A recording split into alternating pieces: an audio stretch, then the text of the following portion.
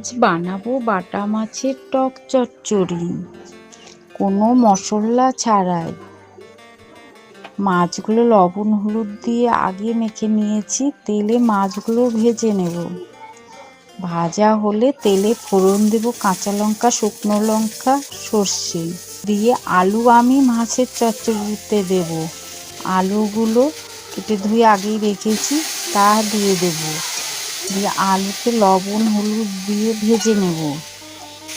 ভাজা হলে তাতে দেব পরিমাণ মতন জল, স্বাদ মতন লবণ দিয়ে যখন ফুটে উঠবে ভাজা মাছগুলো দিয়ে দেব। দিয়ে আমি লেবুর রস চিপে ছেঁকে রেখেছি, তা দিয়ে দেব। দিয়ে ঢাকা দিয়ে দেব 2 মিনিটের জন্য। 2 মিনিট পর ঢাকা তুলে নামিয়ে নেব। রেডি বাটা মাছের টক চচ্চড়ি। খেতে কিন্তু দুর্দান্ত লাগে।